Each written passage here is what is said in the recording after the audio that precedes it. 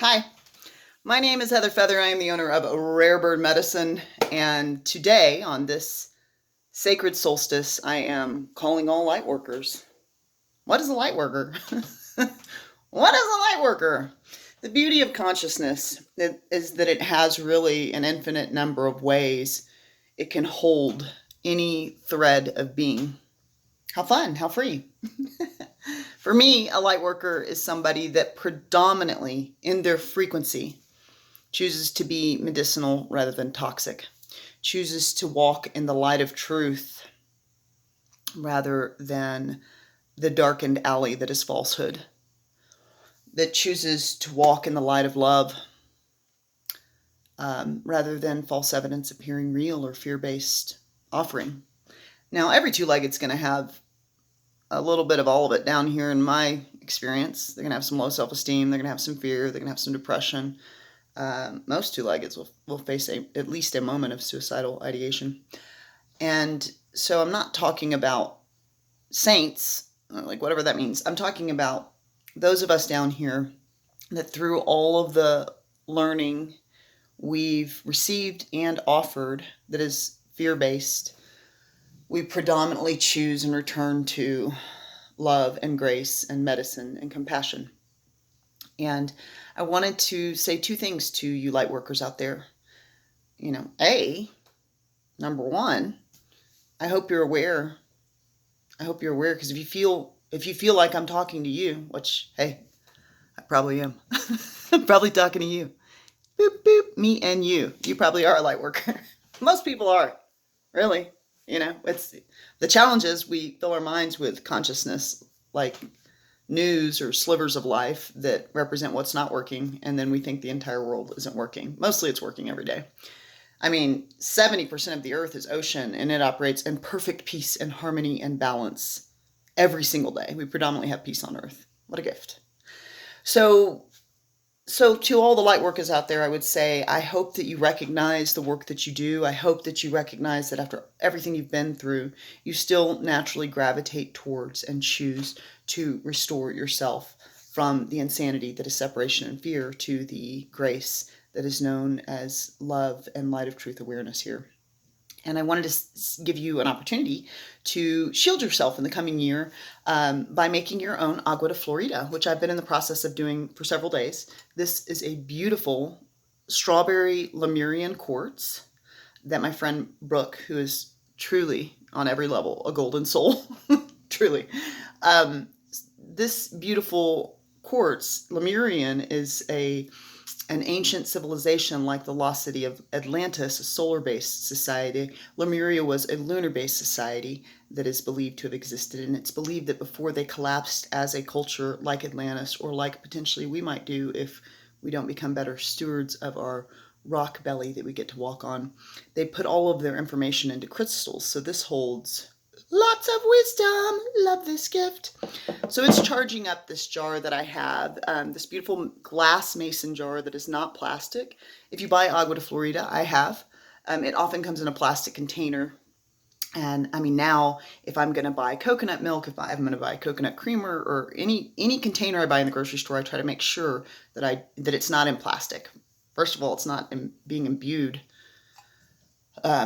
with plastic particles being its container and vessel, but it also doesn't contribute to the plastic ocean situation, which is a movie about this that becomes a real problem for our beautiful Mother Earth.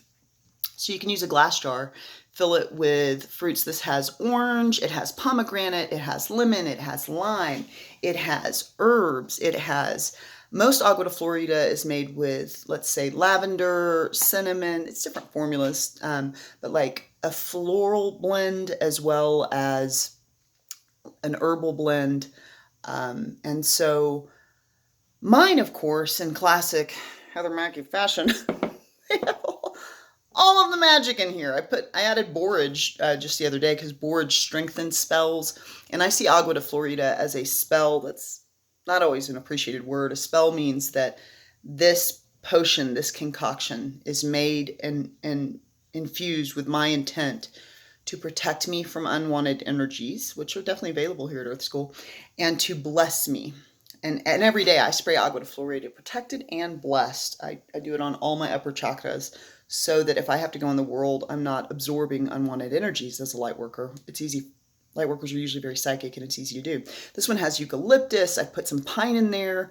Borage activates my spells, so I added borage from a borage plant that actually increases the potency of this sacred magic that is for me to keep me safe, protected, blessed in the holy light, light of truth, light of love, that is my daily intent to be as a vessel. So if you want to be a kitchen magician today as a light worker, you can go through some of your herbs and spices. If you've got some cinnamon, and you've got some rosemary for memory, cinnamon for joy and prosperity and blessing, you can put together a collection of things. And with the citrus coloration, so you have your root chakra in the pelvis. The root chakra is going to ground down. That energy goes down, and pomegranate is red and would address that. The orange is going to address sacral, which is where you house a lot of your immune system. It is going to represent joy and creativity. There is solar plexus, which is your willpower, which is going to be the yellow of a lemon, and the green of a lime, heart chakra. So I work to kind of make sure I have all the color representatives in my blend to kind of like open up those areas that I want to activate. You can put floral energy in there, and flowers too, like rose can go in there for a red rose for the root or to ground down. But this beautiful sacred potion tonight will go outside and it will receive. There is an energetic alignment that is occurring for the first time in 800 years tonight. And so it's going to receive and be infused with all that beautiful energy. And I will have, this is in 190 proof Everclear alcohol. It's always recommended to use drinking alcohol because it ultimately smells better.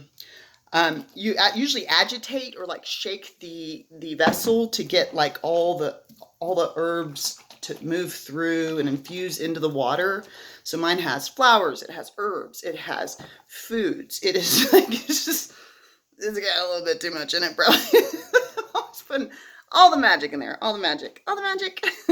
So this is my magical magician's potion that will sit in this sacred planetary alignment this evening and get infused with that energetic dynamic. Fundamentally, as a magician, everything you're doing on the physical is about, everything you're doing and touching on the physical is about aligning your consciousness with your intent for how you would walk in the world and connect with the world.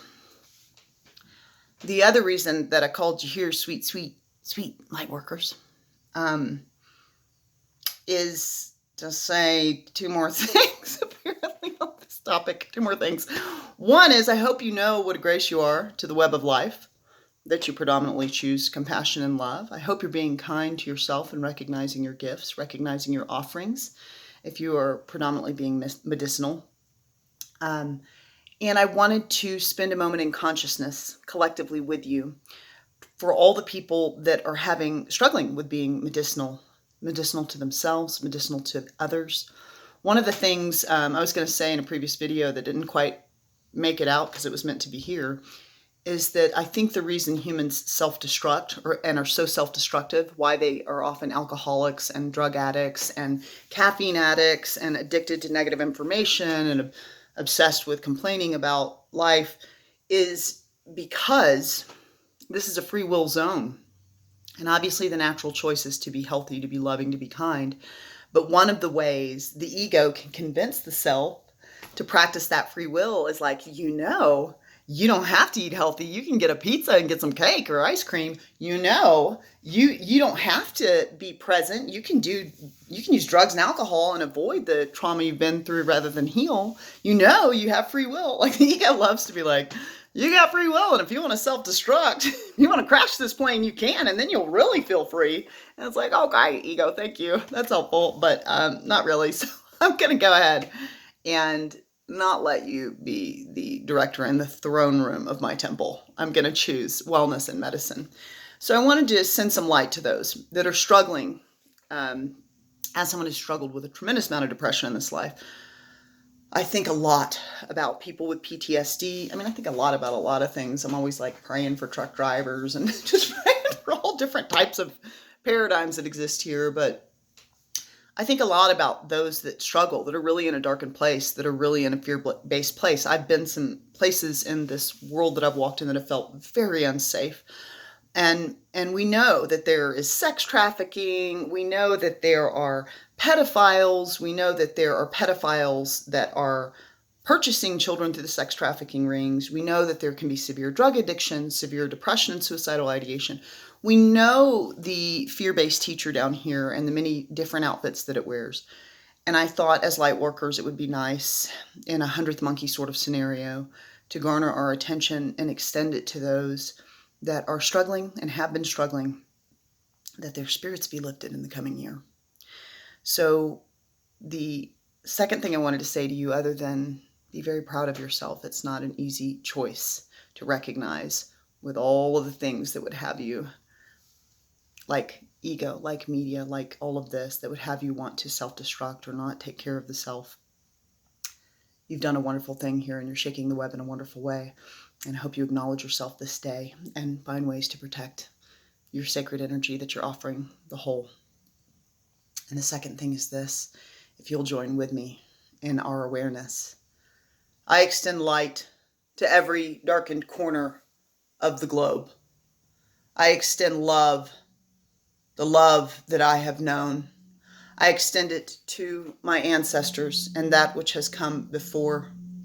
If there has been any pain or trauma, I extend to them healing love, the light of truth, the light of love, to every ancestor that's ever walked before me that had to face fear, that may have placed that in my RNA and DNA. I extend love to my history. And I extend that love to my own RNA and DNA, that it be healed from any trauma that was placed there from the history of a darkened hour. I extend love and light into every darkened corner of this globe, any place where any creature feels more fear than love.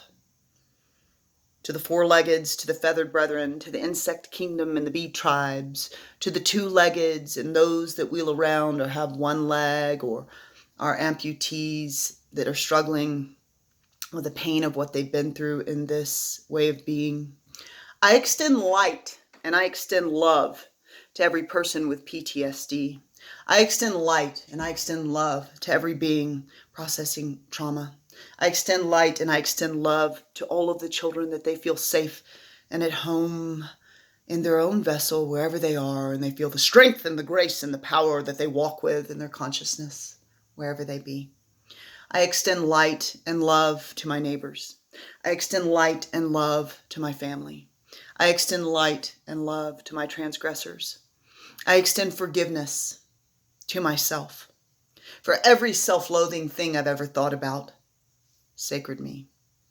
I extend forgiveness to myself for every judgment I've ever held, every embarrassment I've ever felt about what it means to be me. I extend the grace of forgiveness to myself. Sacred, beautiful, holy you. You are so wonderful. And I acknowledge this about you. I extend love to myself, to my heart, to my mind, to my walk through time. And I extend forgiveness to anyone that has ever transgressed against me. I recognize people that know better, do better. And I extend awareness and light on your path, that you get to a greater knowing that love is the answer.